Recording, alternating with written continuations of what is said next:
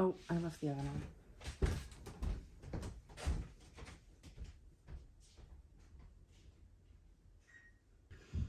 Alrighty, we are back.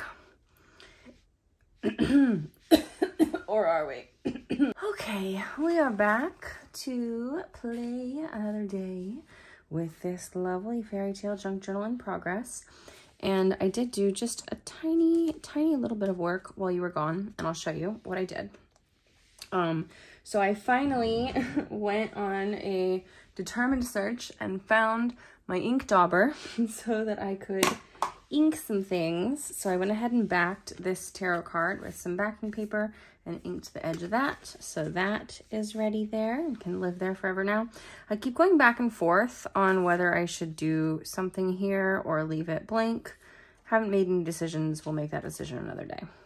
Went ahead and inked her. I think this was already inked. Oh, the back's not inked.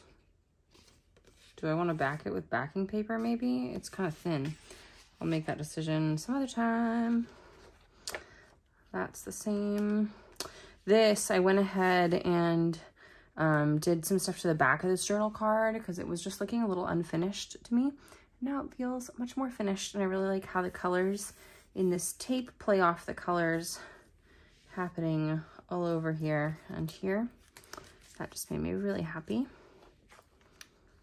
And then, okay, so I don't remember if I told you this, that I was originally thinking of including this paper doll in this journal somewhere, and I might, we'll see, I don't know. But then I have all these little mermaid pages that are just covered in text, and I'd rather cover them in mermaids. And I actually carved a while ago, let me show you. I carved a stamp, or a set of stamps, to make, what? Is my art journal not in here? Well, that's supposed to dampen my plans to show you that. But I carved a set of stamps to make a mermaid paper doll. You know what, let me go see if I can find the journal and the stamps real quick. That'll be better. Well, my friends, this is upsetting. I have found my hand-carved mermaid stamps. However, I cannot find my regular StazOn ink pad, and my giant ink pad that I filled with StazOn ink has dried up completely. And I also can't find my art journal to show you what this has looked like in the past. And I don't really want to use water-based ink for this because it just doesn't last as well. Like I use my distress inks for distressing, and if I absolutely have to have color, but like I use my dark brown StazOn ink pad for everything, and that's the one ink pad that I own that I cannot find. So let's see if this will even fit on this page. She would be quite big, but okay, well, she's got to go the other way, right?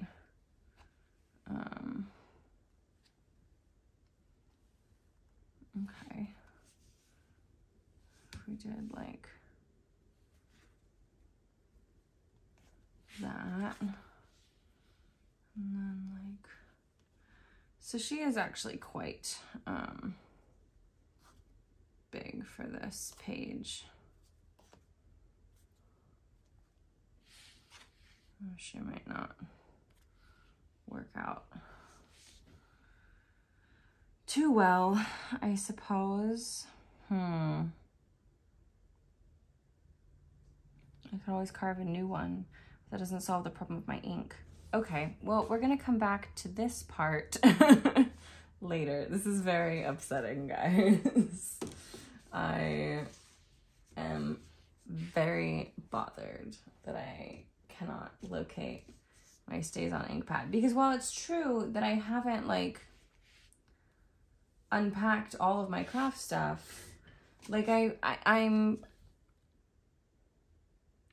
have unpacked all of my other ink. Literally all of my other ink. I have my tray of my spray inks and my dropper inks.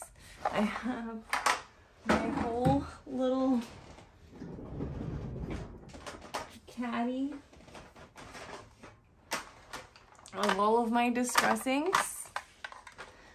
I have my giant dry ink pad that I'm so mad about. Like, why? Like, I bought this 5x7 ink pad blank so that I could ink it with my StazOn and have a big one. What good is it if, even though it locks, it doesn't actually protect it from drying out? It's like a whole bottle almost of StazOn ink just like down the drain. I'm mad about that. Yeah. I don't know what to tell you. I don't have any StazOn ink. And this is not helpful. This is not a good use of our time. I was kind of thinking that this tissue paper was a bit mermaidy and therefore could make a good covering for this page that's currently just plain white. However, it's not very like write-onable, so I would then want to layer something else, either an envelope or some writing space on top of it. Let's just go ahead and do that, because I think that is what I want to do with that page, and that will distract me from my ink sadness. And if any of you have any intuitive downloads about where my ink might be,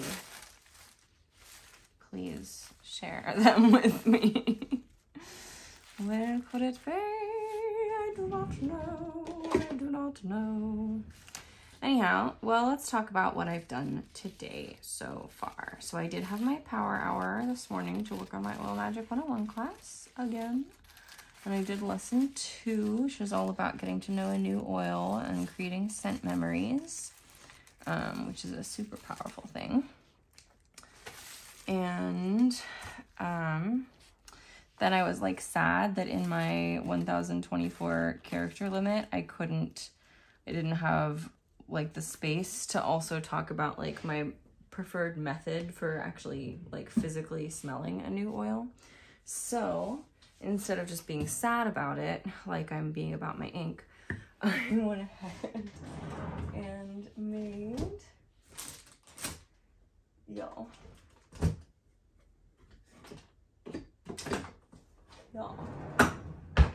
fuck is my matte medium?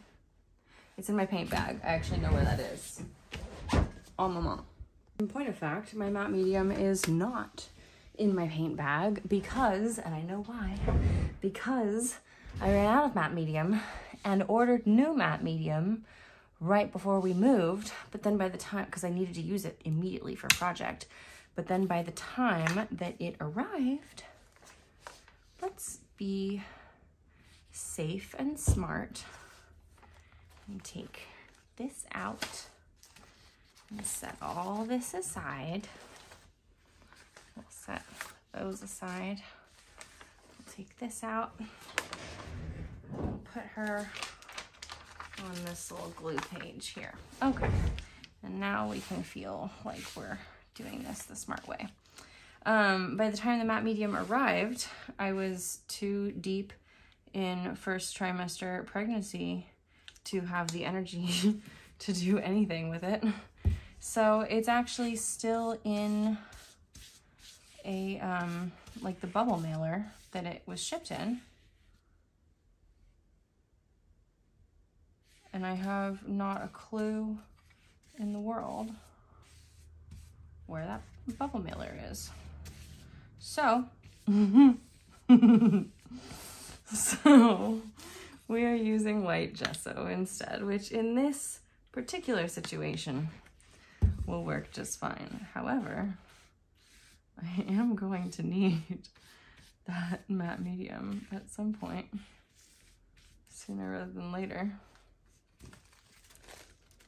Okay.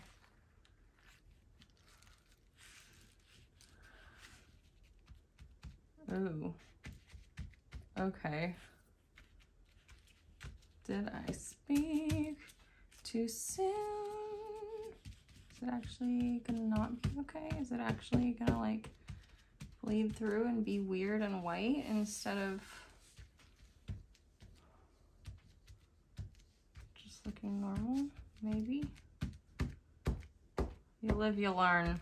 You live, you learn. Oh goodness. Oh goodness.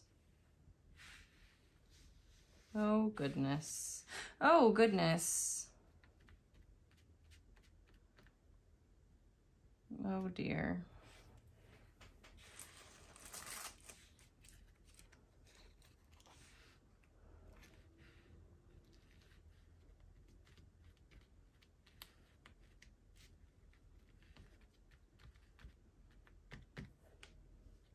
Well,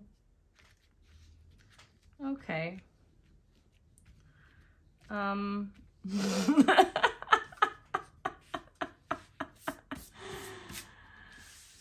Okay. Well. Isn't this fun? Aren't we having fun together, guys? Aren't we just having so much fun? Isn't crafty experimentation just so much fun? Go wash this stuff off my brush and drown myself in my sorrows.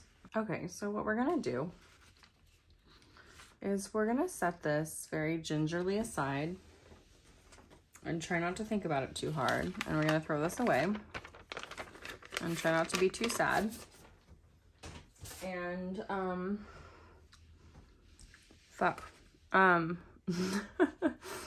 and I'm gonna find something else in here to work on. I'm gonna bookmark the spot where that goes. I guess we'll bookmark it with the blue tissue paper. And let me instead talk about my successes. So I just made granola. And I had made granola before, like a long time ago, and it was super delicious, but it just wasn't like, it didn't like clump together like I wanted it to, and that made me sad because I want granola to be chunky and clumpy and delicious and fun. And so then I did a bunch of research on like how to make your granola clump up, and found another number of methods to experiment with incorporating. And then I made granola a couple weeks ago using some of those methods, and it was the best granola that I've ever had in my life. And it was gone so fast. So I had to make more granola today. And so I did. And I didn't really remember exactly what my recipe was last time. So I was good this time, and I improvised again. But I wrote down what I improvised, and I actually made a pretty little recipe card of it. So I guess screenshot this if you want to know how I made my granola.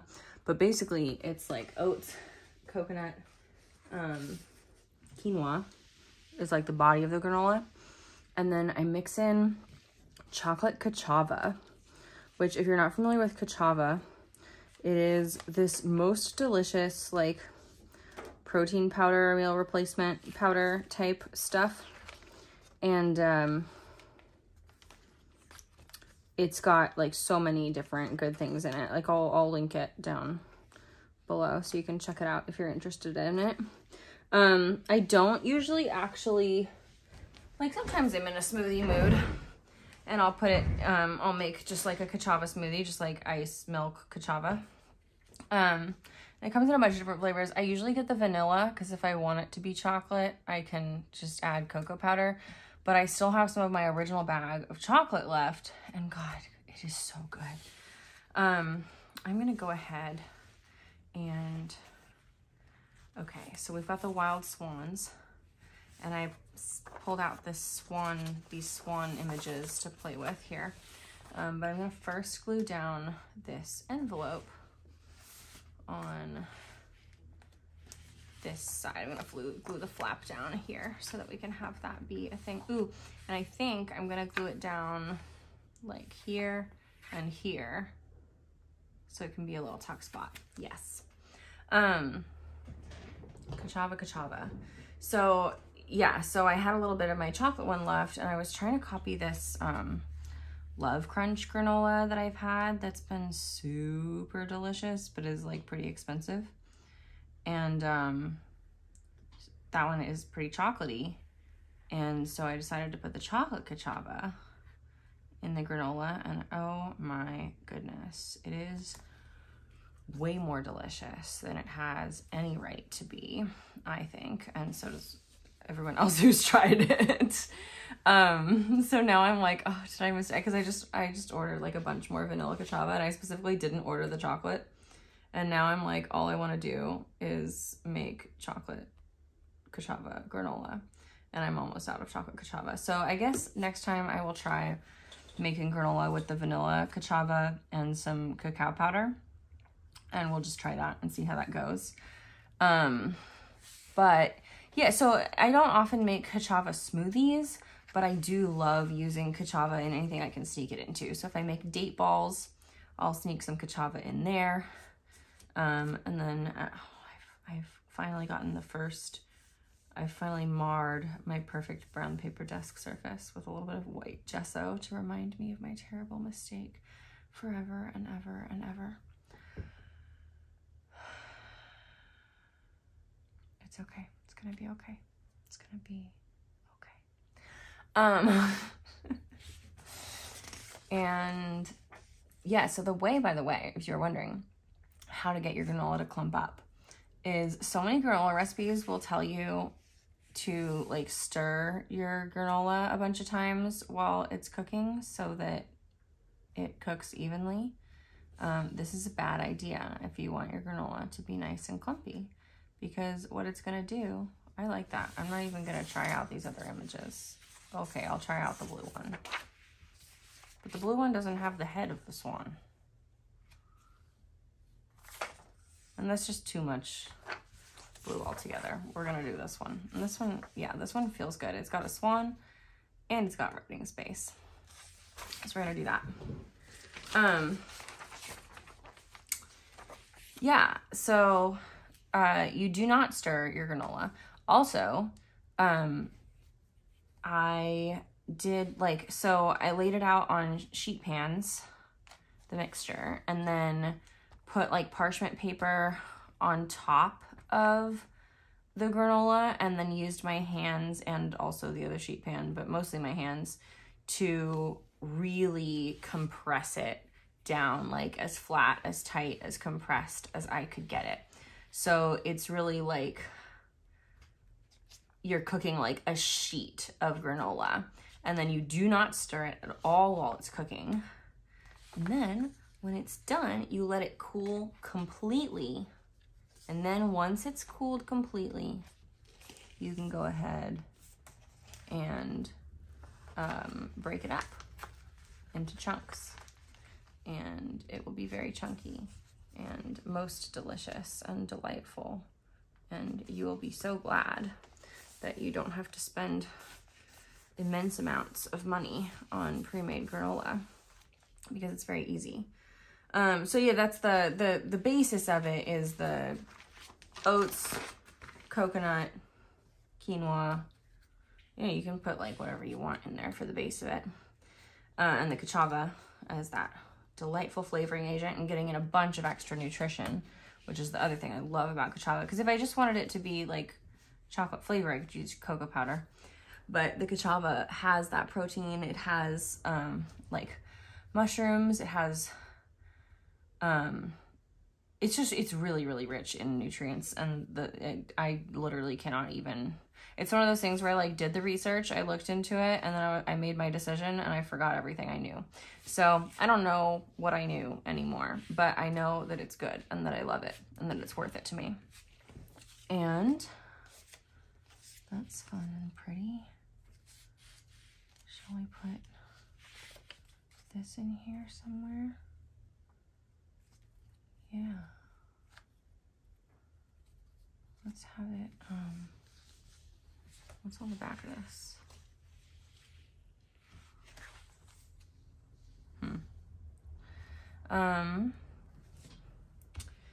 And then as your like binder and to cook it, you do like, and to sweeten it, you do like half maple syrup and half fractionated coconut oil.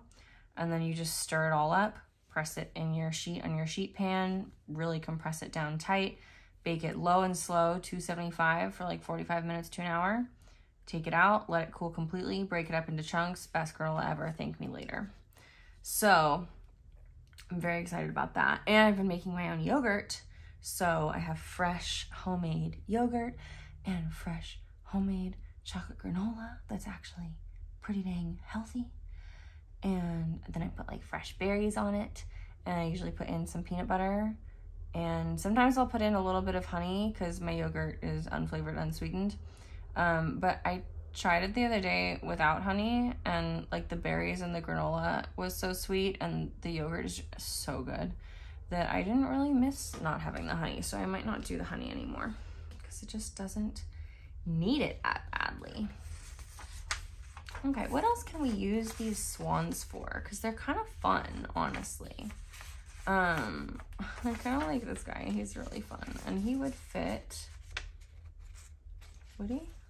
I mean, I can trim him a hair. Let's make him a little journal card to tuck into this envelope. I think that'll be fun. I'm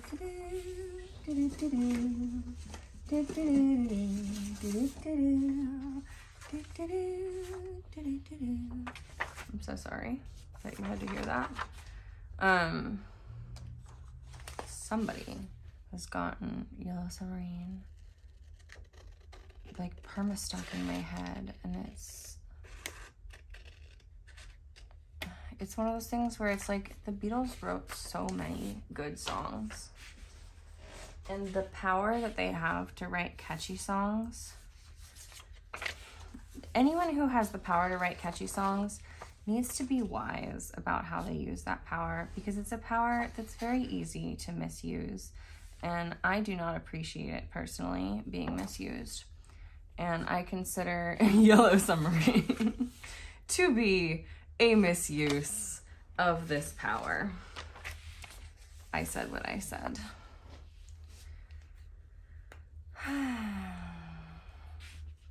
Yes. So I did my power hour. I made my granola. The plumbers are here to backfill the hole from the sewage work that they had to do, which is a very fun and exciting story. It's a story of how when we were buying this house and we had the inspector come look at it, the inspector ran the washing machine and basically like ran all the plumbing for a little bit, and found that when he did this, the master bathroom, which is where the washing machine is, and obviously where the master shower and bath is, flooded. So the master bath flooded, and then also when he went outside to check on what was happening, he noticed that the sewage, like the black water pipe that goes out to sewage, was like really not happy. Was like spurting water. And so, you know, he let us know about that, and we basically put in our contract that like the sellers had to get that taken care of and get that fixed before closing day. And when we went for our final walkthrough, I feel like I need to get more serious cardstock, because I'm often not pleased with the thickness of the final product after I do these things. But I guess that's pretty thick. It probably just feels weird because it's wet, because I just glued it. So we put in the contract that the sellers had to fix that, obviously. And they were like, cool, we'll do that. And then we went to do our final walkthrough. I was silly and I didn't run the washing machine because I'm like, I'm not gonna run an empty washing machine in someone else's house. Big mistake. But we did like run the bath a little bit and we watched it drain a little bit. Anyhow, so then we moved in pretty slowly, took our time, because we still had like a month at the other place. So we finally came to do our first load. What's happening here? Do I need to go? All right, we're just gonna do this one. Finally did our first load of laundry at the new house when we'd had it for almost a month. And it turned out that it the same thing happened. It misbehaved pretty abominably and the master bathroom flooded. And so I wrote to our realtor, who is also a good friend of mine, thank goodness, because I don't know if like just any realtor would be as like helpful and supportive and cooperative as she is, but she is just has gone above and beyond every step of the process. And I get the idea that it's actually not just because we're friends. I get the idea that it's because she's actually really passionate about like creating experiences for people. So if you're looking for a place in Central Texas, you know, let me know. I'll hook you up with my realtor. She's really great. And so I reached out to her and I was like, hey, like, let's just say non-hypothetically that big plumbing issue you remember about everything flooding and the sewage and stuff, that we said explicitly had to get fixed. Let's just say that didn't get fixed. What happens? Like, who do we talk to? Is that a home warranty thing? Or are we shit out of luck? You know, what do? And she was like, okay, let me talk to the listing agent and see if we can get the information on like the plumber that did the work and see if we can get him to come warranty his work. Well, lo and behold, she talks to the plumbers, or she gets the information from the plumbers after much hemming and hawing. And turns out the sellers had the plumbers out here. The plumbers gave an estimate. The sellers didn't like the estimate.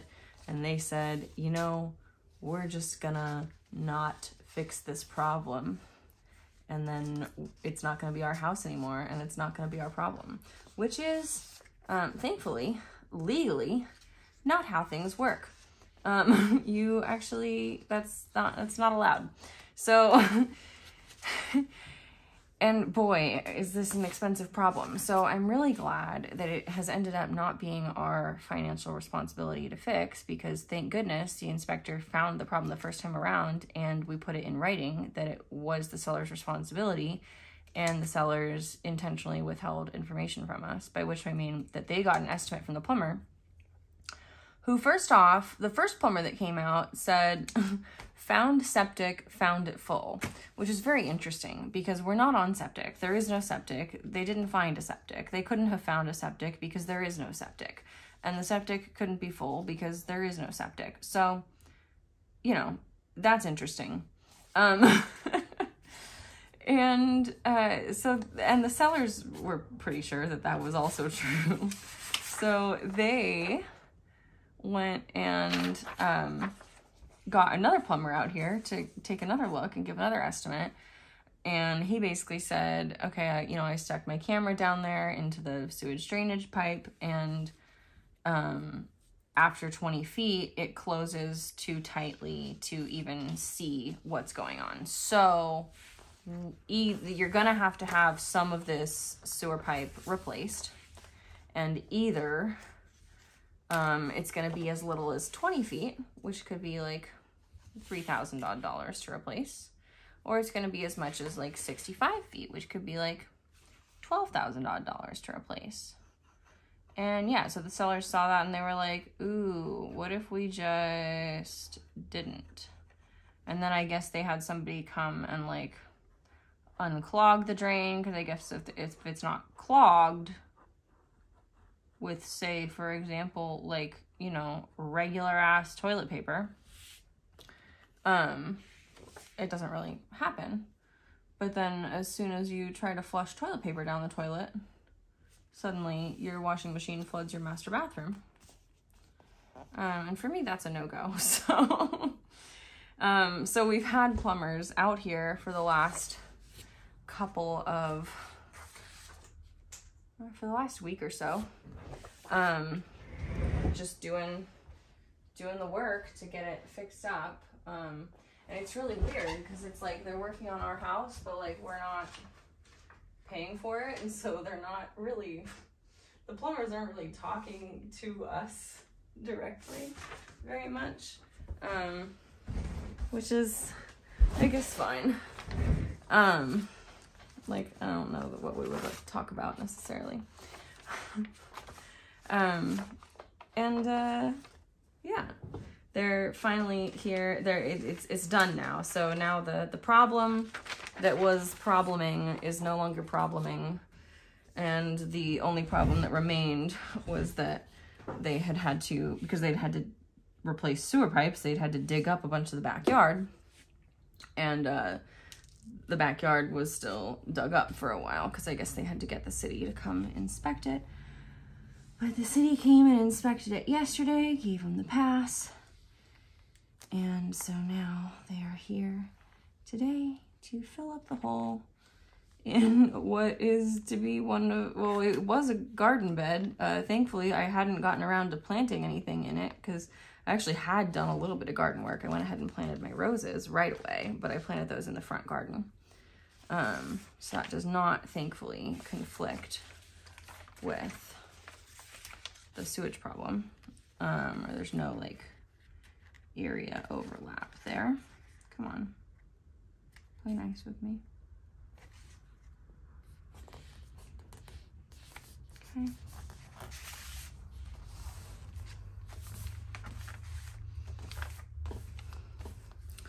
This is, I don't really know. I guess I probably used, like, I used to work at Starbucks. I probably used passion tea to dye this paper, because I would sometimes just, like, mark out, like, a venti passion tea, no water, no ice, and bring it home for projects. And I remember, like, definitely, I didn't do it, I only did it a couple times because it was very unpredictable. Passion tea is like 99% hibiscus. And so hibiscus is a natural dye, but it's a pH reactive natural dye. And so some things that you dye with it, for whatever reason, turn out pink, and then some things turn out blue. It's like a surprise gender reveal natural dye. Which is actually kind of a fun idea, now that I think about it. Yeah, and I remember not doing it much because it felt very unpredictable, but I guess I must have done, I can't think what else I would have done these papers with that would have been pink, because most of my dyed papers were tea or coffee. So I think that must be what this is. This must be passion tea. And then I really like, you'll see like these marks here are because I dried them on, in the dehydrator. I don't know if I necessarily turned the dehydrator on, but the dehydrator trays are like this plastic mesh. And so you get like this grid pattern from that. And that was actually, that actually inspired me to start messing around a bunch with some other textures. And I ended up doing, I like found out how other people were, I went and did some research, found out how other people were doing this, and got some like vinyl lace placemats and did some really cool coffee dyed lace paper. I'll show you some of those here. Got a whole little, well, it's a whole big folder really. So we did some, there's like the whole placemat pattern pretty much on some bigger watercolor paper. This is just painted textures. And then some of them just came out real cool. So I really, really love these. That one's a little, didn't quite do the thing. Yeah, and then we've got, I think I did like a second layer, like just to soak up stuff on top, and that's what these are. I'm unsure how I necessarily feel about these, but love all these. So cool, so fun. And then, oh yeah, same, so these were with the vinyl placemats, but then I got out some of my stencils and did the same thing. We've got some of those, some fun stencil ones. This one's got a moon and some roses, and more of the placemats. And we've got just some, I used a stencil for that, but this was like a Dover book of like Victorian frames or whatever. More stencils. This looks like maybe tea instead of coffee. I don't know, hard to say. Hard to say. These look like coffee again. More stencil paper and more painted paper. So yeah, that was a big off-topic tangent, but I thought you might appreciate seeing those.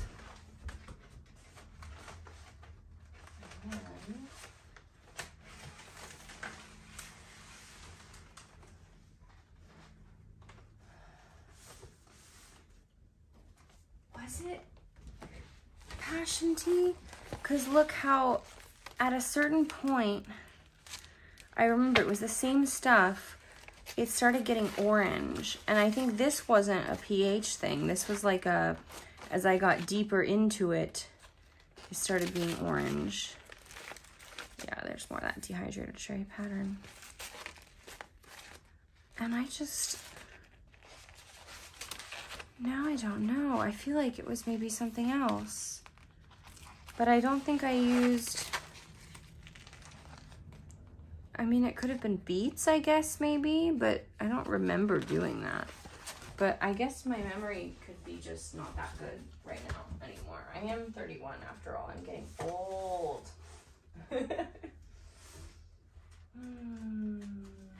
While we're at it, I'll show you. These are my botanical dyed papers. So these were, I used tea, and I think I used Constant Comment.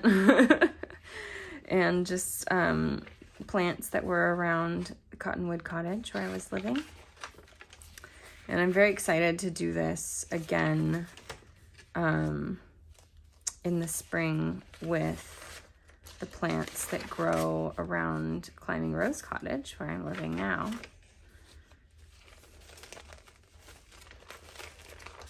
Yeah, these are dewberry leaves. I don't know what this is. I wish I knew because it turned out really well, and it's almost got, I don't know if you can tell, but in person you can tell that it's like left these like crystallized deposits where it's just a little bit shimmery. It's almost like glitter, but it's like from the leaf. So I think that's really cool. Okay, we're done with our botanical dye show and tell. And now I'm going to ink this.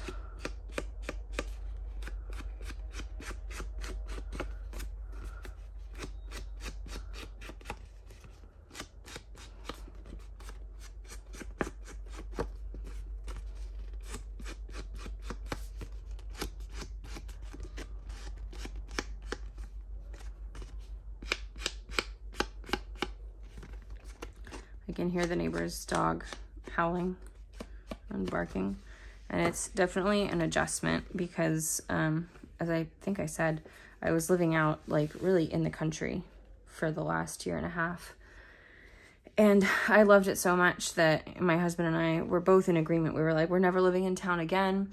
And every time we would drive through a town, I'd be like, oh my God, these houses are so cute, but there's never going to be a house cute enough to make me want to live in town instead of in the country.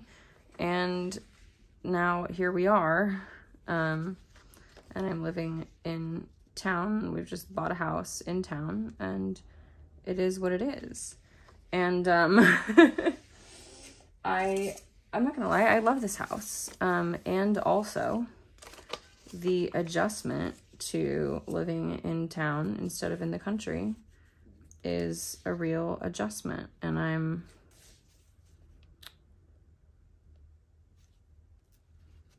not having the easiest time of it with the sound. We live right up against some train tracks, and the train goes by a lot, and some of the trains sound like a haunted house, and some of the trains sound like an earthquake, and that actually doesn't really bother me so much, because it's not, the train is not that often. Like, it's a couple times a day, it's not constant, you know? The fucking dogs, though, are just constant. And I don't know why it is that, like, at the last place, like, the neighbor's donkey didn't really bother me, you know? The neighbor's roosters didn't really bother me. And the neighbors had a dog, but the dog was chill 99% of the time. Whereas the dogs in this neighborhood don't know the meaning of the word chill. I don't think they've ever been chill a day in their life. Let's get the good scissors. And let's sit down. Let's spare ourselves. Oh no, I can't lose my little fairy tales tag. Hydration break. Water's the source of all life.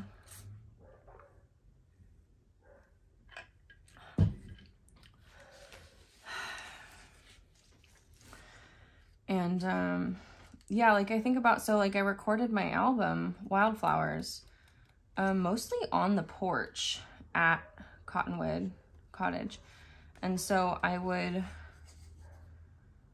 sit out there, sometimes at night, sometimes in the morning, and the bass track for each song, pretty much most of them were recorded outside, just like on my iPhone built-in mic. And then I would use my iPhone earbuds mic for the additional harmony layers. And so I would get ambient noise, and I really liked the ambient noise that I would get, because it was like songbirds, and especially on Mending, which is, I think, the second to last song on the album, there's a bird that sings on that song, and that bird really, like, seems like a paid performer. That bird really, like, I could not have hired a better paid performer for that song, I really feel like. And like, if you listen to it, it's just like, wow, like, the bird is coming in at all the right times. And everyone I've talked to about it has been like, oh yeah, I thought you added that in. No, that is live. The bird is live with me on that bass track where I'm playing guitar and singing the melody. And that is just what the bird decided to do. And I love that so much. And I had every intention of continuing to do my softer, folkier music in that way. I also have intentions to do some slightly harder music. I have some music that I'd like to be a little more rockin', a little more cinematic, a little more grunge, and, you know, I have other ideas about that. But I don't know if grunge is, like, not like grunge as in, like, the music genre, but, like, grunge as in, like, inking the edges and just sounding a little raw. I don't know. But yeah, all of my, like, more folksy stuff, I really love that idea. Like, I've always wanted to have, like, nature sounds in the background, and I always thought, like, oh, I need to go out and, like, record the nature sounds and then layer them in and then really tightly control my recording environment so that it's beautifully quiet. And no, like, in those songs, you'll notice sometimes you hear cars drive by, but it's just not a big deal. It's just like a car, you know, no big deal. And then you hear the birds and stuff, and it's nice. And I just feel like if I tried to do that in this neighborhood, I would be fighting the dogs every step of the way. And that makes me sad. And so I'm really like trying to brain about this. I'm trying to think like, what is the solution to my problem? Because I don't really have a room in this house that I could effectively soundproof other than maybe the nursery. The nursery is the smallest room that's not a bathroom, and it only has one window, which makes it the best choice for soundproofing. That said, it's gonna be my kids' room, so like I'm not gonna be like, okay, kid, get out of your room, it's time for me to record, you know? Like, that's not the vibe that I'm trying to create in this home. And, so I'm not really thinking that soundproofing is gonna be effective, but I also really want to, or like gonna be an option really at all, but I also really don't want to be in a situation where I have to go somewhere else to record. Like I'm trying to be a stay-at-home mom here. I'm trying to be a homeschool mom here, and I don't think it's realistic for me to be able to, with any regularity, like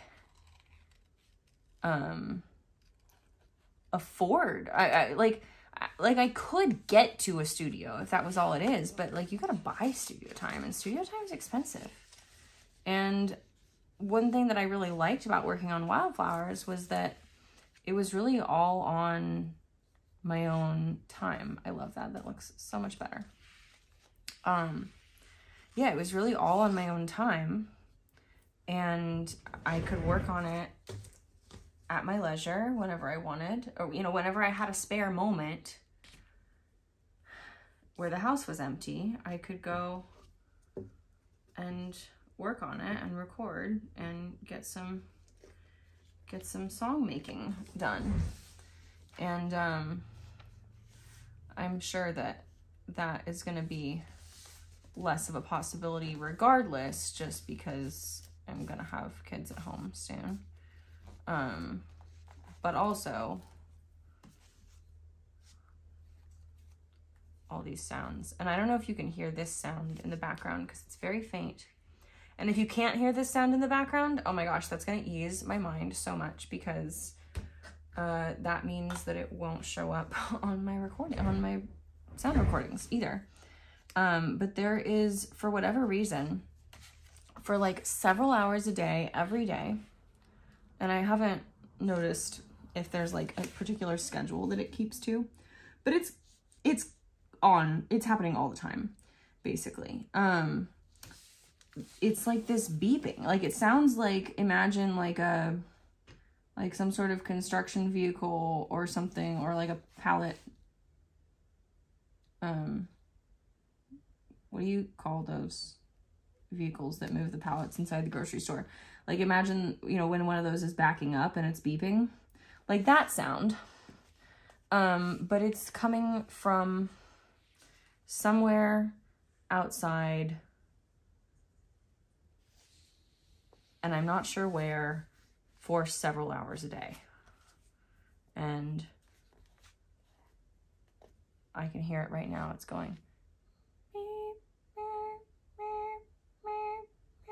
And it's just constant, and it kind of drives me a little bit crazy.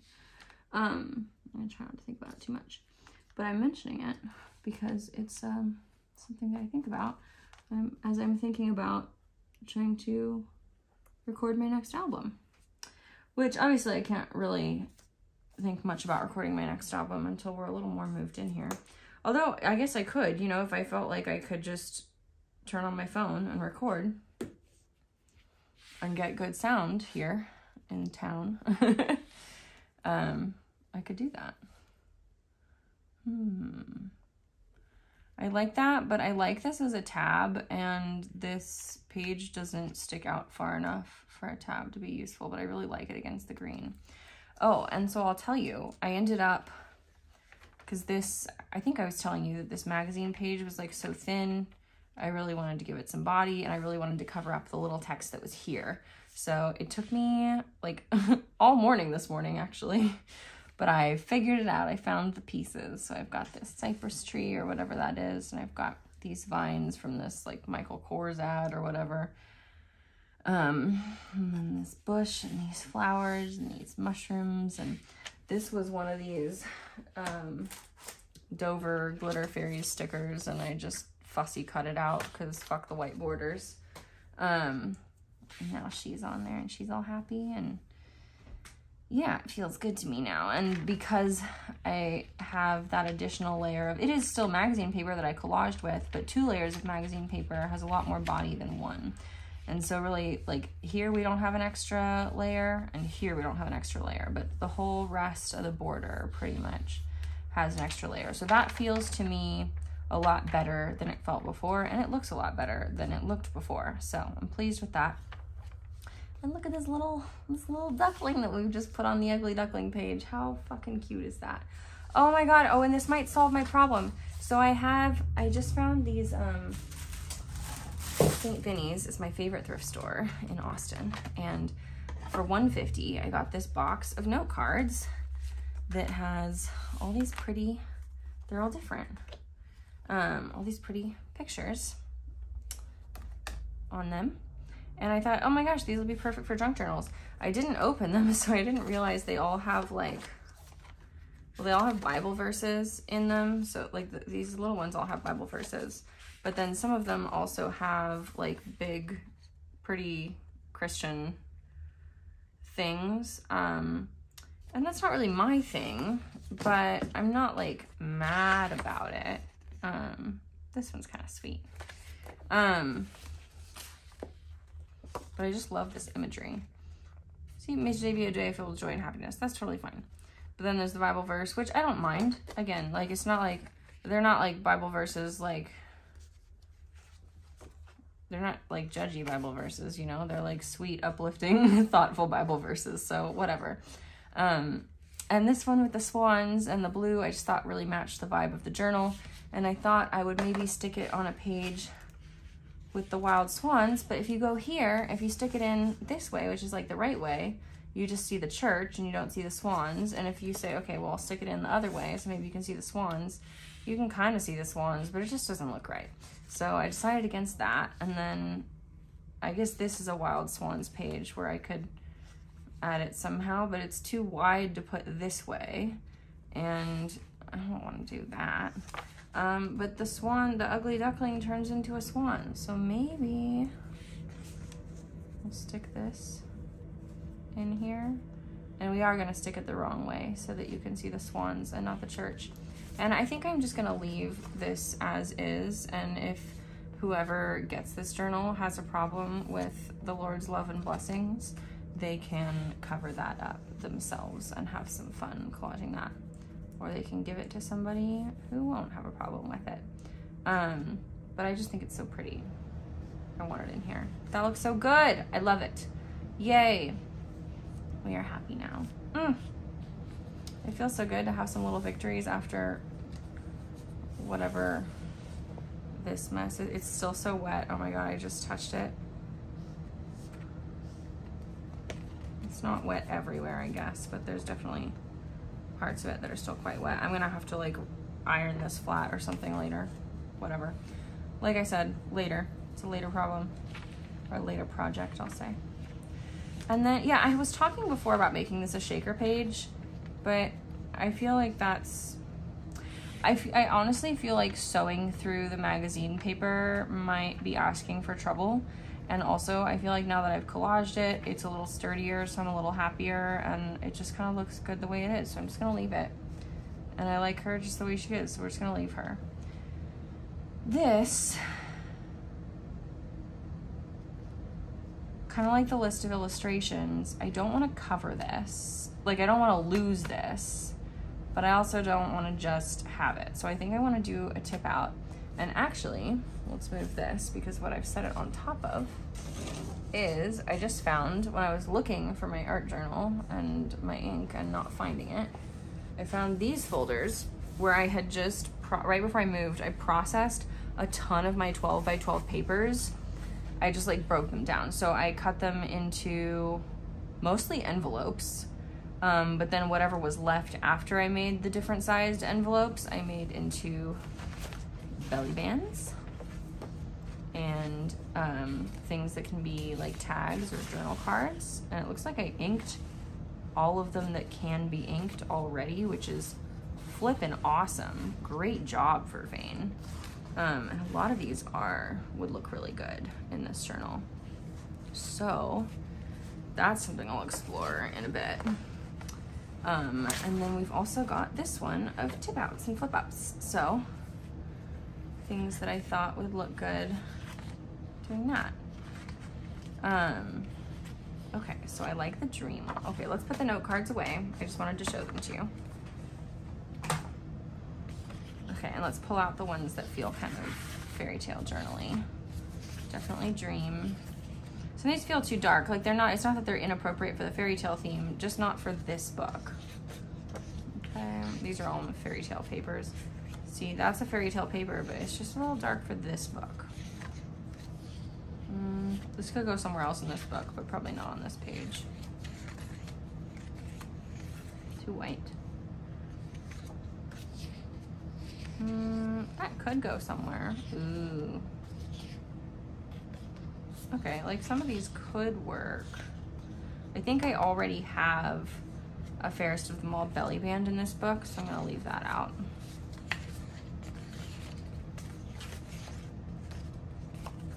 That could work. That could work.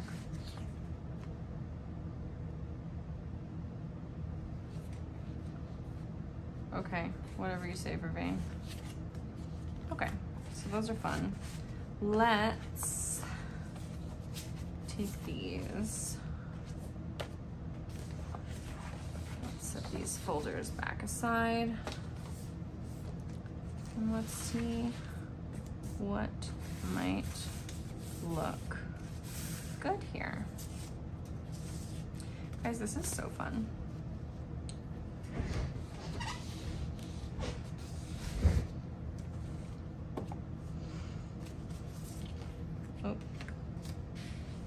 Ooh, okay, I'm not liking how it's just like a row of T's. I might want a narrower one so that we get a little more. I don't think I'm gonna like this color on this page. No, and this one needs to go on the left anyway because that's the ugly corner, so it's gotta go at the bottom. That does fit perfectly. But yeah, I'm not a fan of that color on this page. I like that width though. Yeah, that I feel like covers too much. I might end up deciding to do something a little different if I'm feeling that way about all these.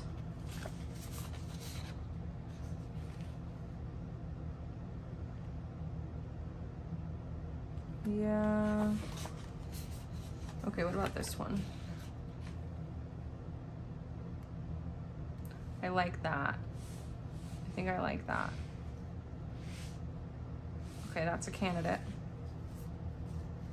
We're back at the beginning now. Yeah. Okay, so let's just put the tip outs and flip ups on the top. And we're just gonna pop these back in that folder, but leave those ones on top.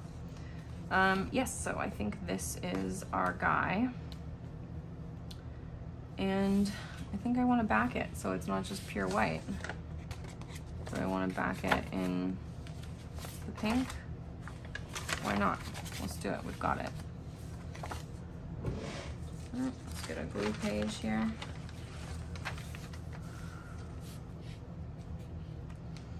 I just watched the Meg Journals video introducing Junk Journal January. And the truth is, while I've been junk journaling most of the year, this is the first Junk Journal January where I have heard about junk. Like I heard about it back, I think when Junk Journal July was happening. I found out that like both of those were a thing. And I was like, oh, that sounds like fun. Might want to do that.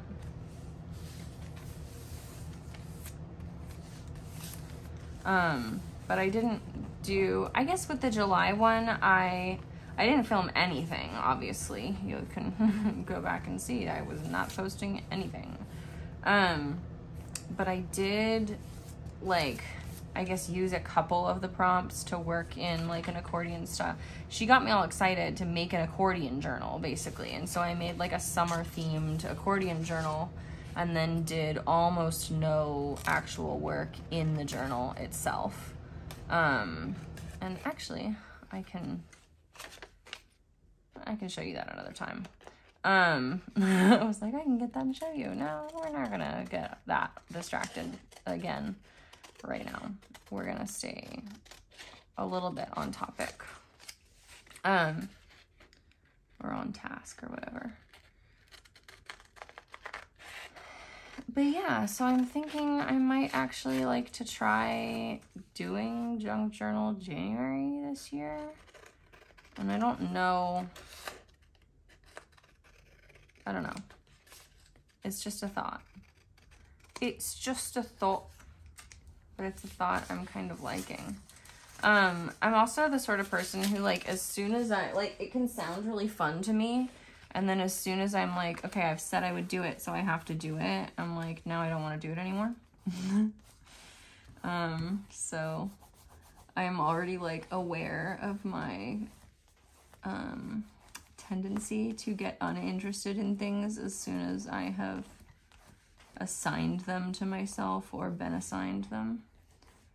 When I was in college, I remember I took this course on, it was Oxford Christians or Oxford Fantacists, because I took both of them. I took both of those courses. They were literature courses. And in one of those courses, we were reading The Lord of the Rings. And I was really excited because I had read The Hobbit before, but I hadn't read The Lord of the Rings.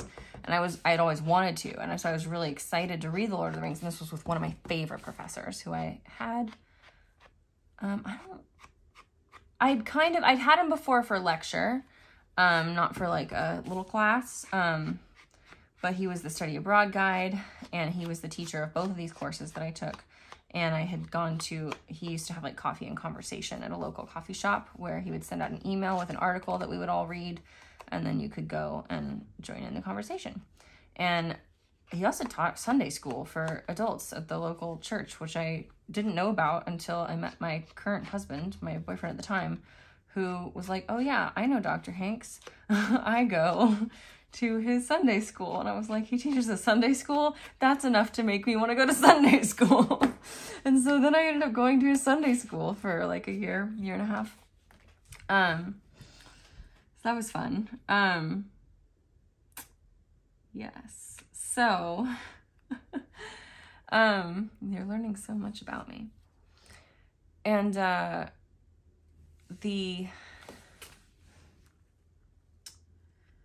okay, so I was taking his course, Oxford Christians, Oxford Fantacists, who can say? And I knew that we were going to read Lord of the Rings. I was really excited to read Lord of the Rings, especially with this professor, who was one of my favorite professors. And I knew myself well enough to know that if I waited for the reading to be assigned to do it, that I simply would not do it. It simply would not get done. And so I knew I had to, if I actually wanted to read it, I had to stay ahead of the assignment. And it's true, because what happened is I read the entire first book of The Lord of the Rings ahead of schedule. And I read the entire second book of The Lord of the Rings ahead of schedule. And then I read about half of the third book ahead of schedule. And then I fell a little bit behind. And I read like maybe the last, like the third quarter of Return of the King. Kind of like on-ish schedule. And then I never finished it.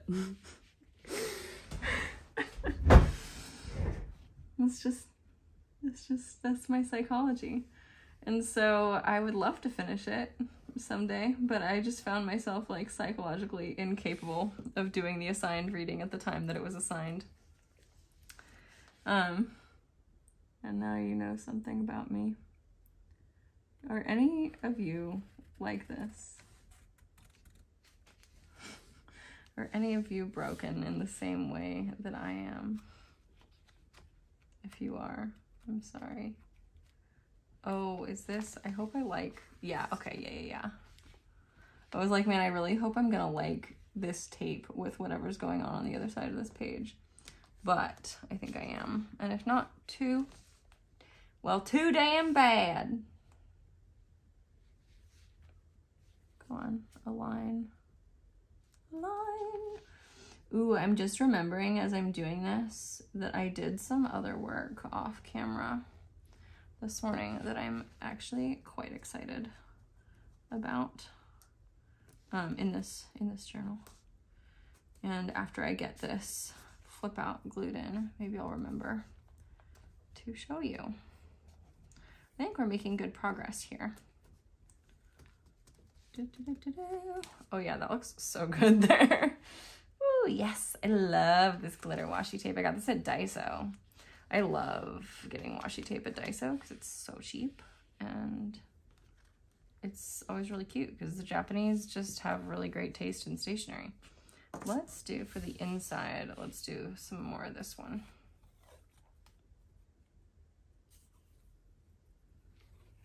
I think that looks really good with this. Oh, don't curl up on me like that. I'll just like that. And we'll go like that. And we'll hope that it's not too wide apart.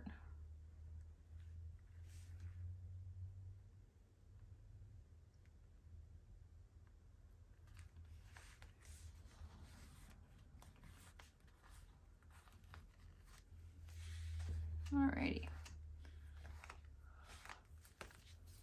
That looks good. I love it. All right, let's put the pin in the glue. Let's not forget. Can't forget to put the pin in the glue or I'll cry later. Oh, I was like, oh, let me remind me to show you the thing that I worked on. But I'm now realizing that the thing that I worked on is like right here. So now we have this beautiful, pretty little tip out. Love that. Makes me so happy. Now I also want to add like some sort of, that's too small. Some sort of imagery up here. We'll come back to that in half a second.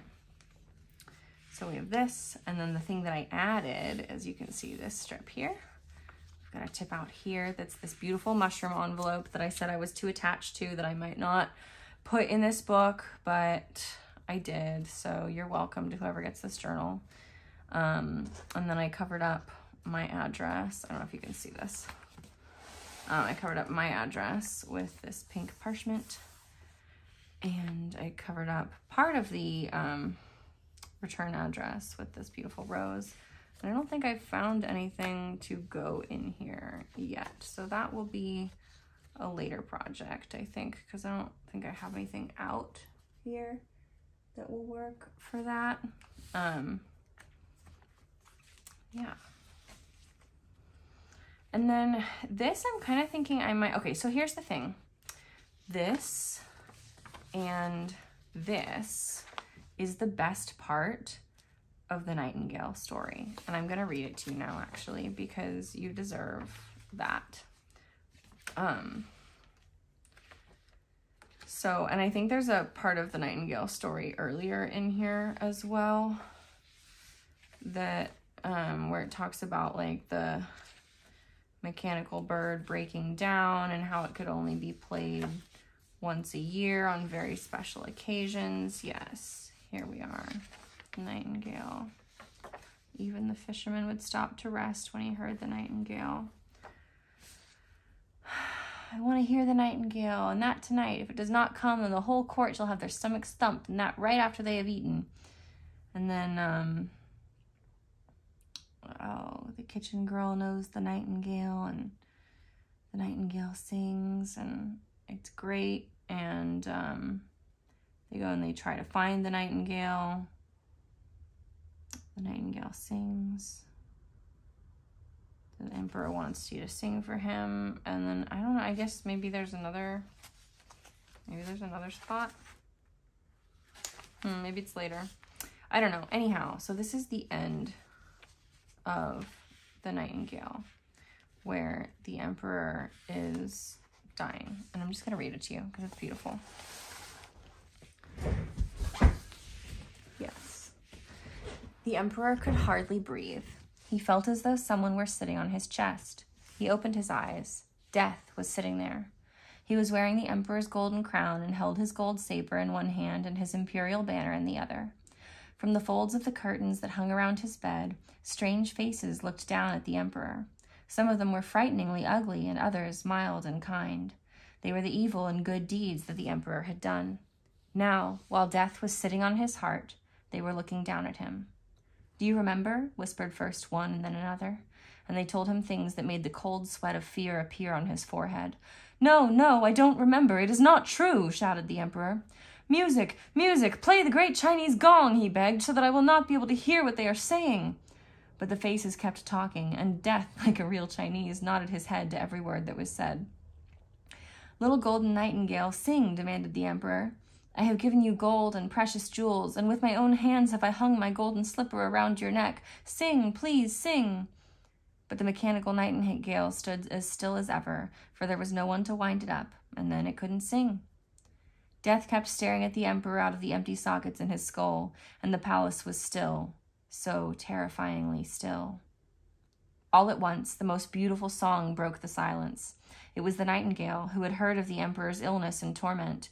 He sat on a branch outside his window and sang to bring him comfort and hope. As he sang, the faces in the folds of the curtains faded, and the blood pulsed with greater force through the emperor's weak body. Death himself listened and said, "Please, little nightingale, sing on." "Will you give me the golden saber? Will you give me the imperial banner? Will you give me the golden crown?" Death gave each of his trophies for a song. And then the nightingale sang about the quiet churchyard where white roses grow, where fragrant elderberry trees are, and where the grass is green from the tears of those who come to mourn. Death longed so much for his garden that he flew out of the window like a white, cold mist. Thank you," whispered the emperor. "You heavenly little bird, I remember you. You have I banished from my empire, and yet you came to sing for me. And when you sang, the evil phantoms that taunted me disappeared, and Death himself left my heart. How shall I reward you?" "You have rewarded me already," said the nightingale. "I shall never forget that. The first time I sang for you, you gave me the tears from your eyes, and to a poet's heart, those are jewels. But sleep so you can become well and strong. I shall sing for you." God, as a songwriter, this literally makes me cry every time. The little gray bird sang, and the emperor slept so blessedly, so peacefully. The sun was shining in through the window when he woke. He did not feel ill anymore. None of his servants had come, for they thought that he was already dead, but the nightingale was still there, and he was singing. "You must come always," declared the emperor. "I shall only ask you to sing when you want to, and the mechanical bird I shall break in 1,000 pieces." "Don't do that," replied the nightingale. "The mechanical bird sang as well as it could. Keep it. I can't build my nest in the palace. Let me come to visit you when I want to, and I shall sit on the branch outside your window and sing for you, and my song shall make you happy and make you thoughtful. I shall sing not only of those who are happy, but also of those who suffer. I shall sing of the good and of the evil that happen around you and yet are hidden from you, for a little songbird flies far. I visit the poor fisherman's cottage and the peasant's hut, far away from your palace and your court. I love your heart more than your crown, and yet I feel that the crown has a fragrance of something holy about it. I will come. I will sing for you. Only one thing must you promise me." "I will promise you anything," said the emperor, who had dressed himself in his imperial clothes and was holding his golden saber, pressing it against his heart. "I beg of you, never tell anyone that you have a little bird that tells you everything, for then you will fare even better." And with those words, the nightingale flew away. The servants entered the room to look at their dead master. There they stood gaping when the emperor said, "Good morning."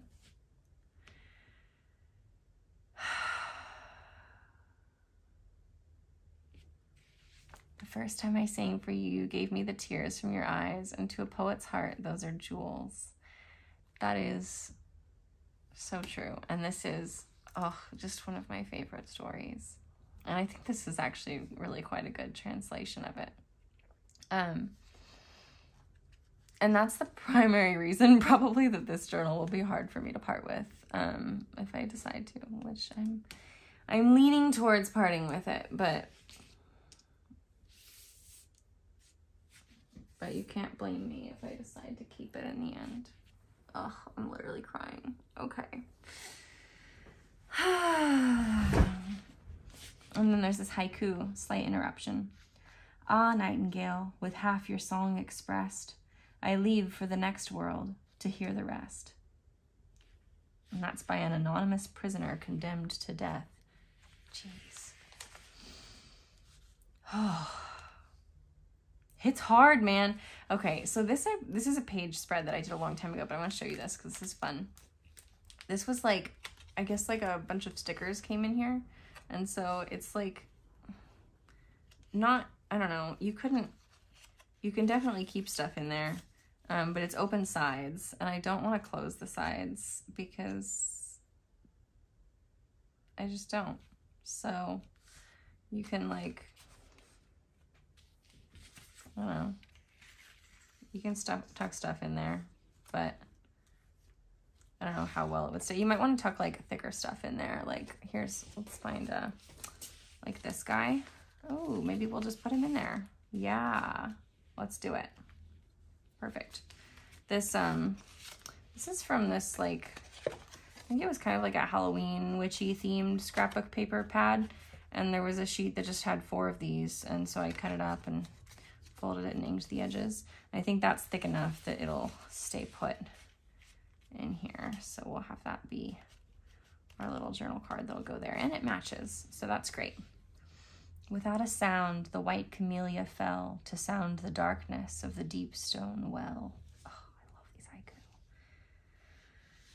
haiku. And then here, oh yeah, I have my lyrics to next time I come around. And that looks like that. And I think like this spot here, I'm gonna leave blank for whoever gets to work in this journal later. And then let's see what's in here. Secrets, right? Secrets. Anything else fun I could put in here?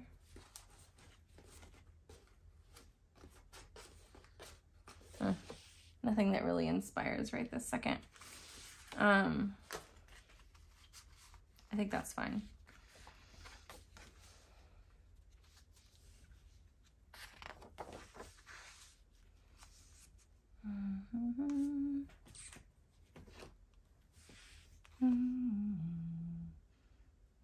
Yeah, she's pretty big for this page, for this. I mean, she's a pretty big stamp. Maybe I should carve a smaller set of mermaid stamps. Yeah, so I already have this belly band here. What am I gonna do here? I like having writing space, but I don't like it just being big, blank, and white. So we're gonna have to figure something out. I guess I tucked that in there for now. I don't know if that really goes there.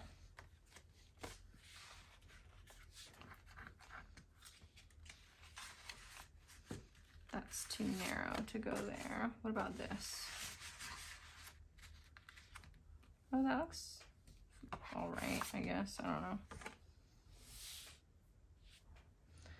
I'm kind of thinking I might be done for now. It might be time for me to walk away from this project for today.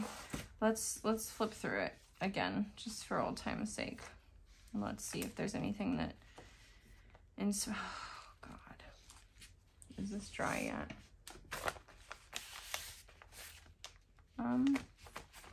Yeah, actually, it is pretty dry.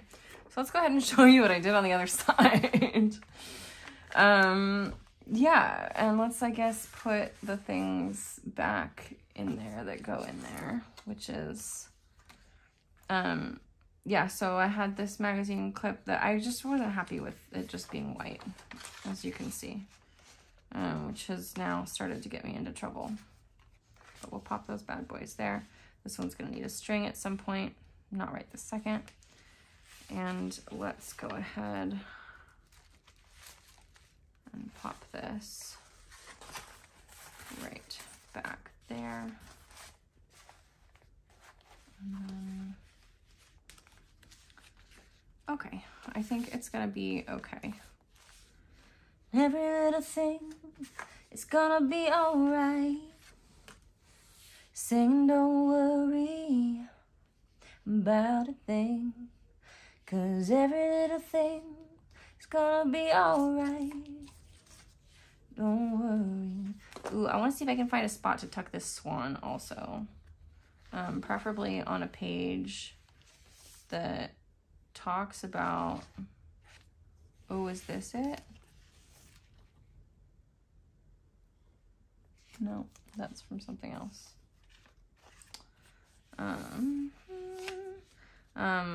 I kind of want to put it on a page that talks about the seven swans or the wild swan. It's called the wild swans in this book. I keep calling it the seven swans because it's called the seven swans in my absolute favorite book of fairy tales that I have. And so it's just messing with my brain.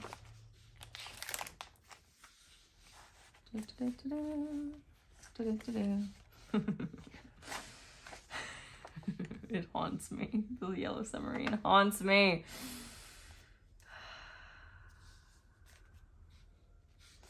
I think I might want to put like I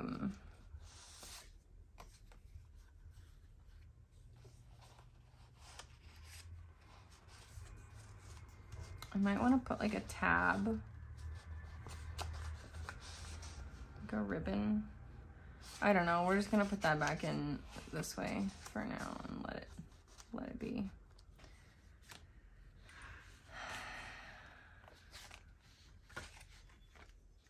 Okay, so we've still got this 2-page spread that I have no idea what we're gonna do with. I guess I could find a spot here for this. Got the wild swans here. It just doesn't go color-wise. And then this ugly duckling.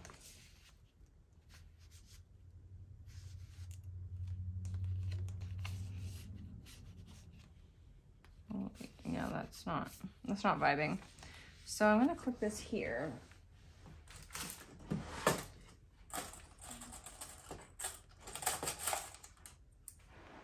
So that next time we play, I'll remember that I'm wanting to put that there. And then I'm wondering, because I have these other I went through my like cards that I had set aside for crafting. Well, okay, I didn't go through all my cards that I had set aside for crafting. I went through a random pile of cards that was in a random box that I unpacked that I had set aside for crafting. And I pulled out the ones that I felt like would go with this journal. So there's a bunch from the Mystic Fairy Tarot. There's one from the Star Spinner Tarot, which I bought specifically to break up for my basket case and to trade. And now, basically as soon as I started breaking it up, I was like, actually every card in this deck is good and I might need to buy it again someday. I guess that's it. It's that one Katie Daisy Swan card, the one Star Spinner card, and a bunch of stuff from Mystic Fairy, the new edition. So let's just see if we can find some spots to tuck these things. She says passing by a bunch of perfectly good tuck spots. But those are big tuck spots. Ooh. See, this one is kind of already like pretty full, but I'm not mad about that. Is there a better one with mushrooms?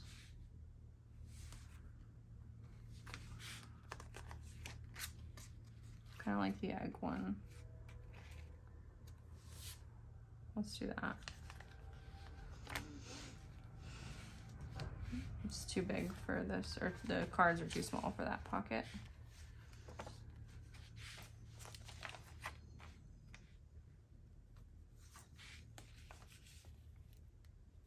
too covered. I might need to put in some like smaller, shallower pockets in this book is what I'm learning.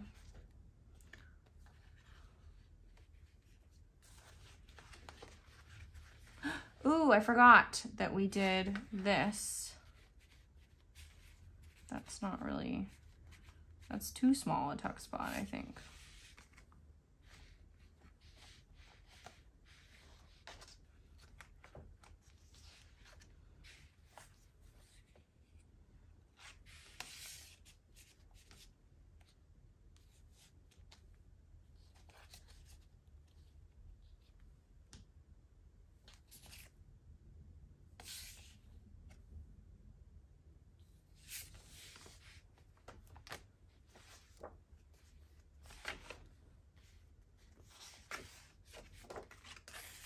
It's too deep.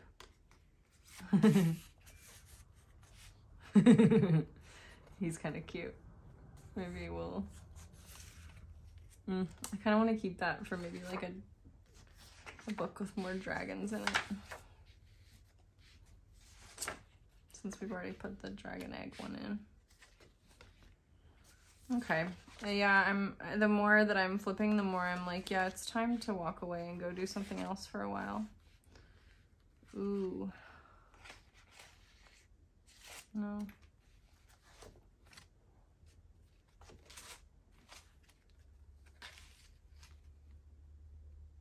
That's like too many girls. Yeah, too many girls. You can have, like, I don't want to have, because like she's already sticking out. She's the main character here. We don't need two main characters on one page.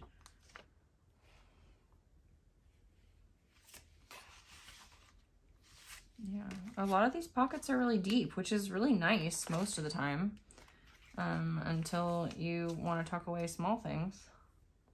That doesn't look good. Okay, I'm going to keep these out. We're going to keep in mind that we need to build some small pockets for some shallow pockets for little things. And maybe that's what we'll work on next time. And we'll work on finding somewhere to put or finding something to do with this 2-page spread, and figuring out how to put, because I want a mermaid here now. It doesn't have to be this mermaid, but I want a mermaid here. I've decided, I've created the frame. She's gonna be here. And this is too small. We're not doing that. So those are later projects that we get to deal with later. Thank you so much for following along with me and listening to me rant and ramble about whatever it is I talked about today. Who knows what it all was. I've had fun, and I hope you've had fun too. And I'll see you next time.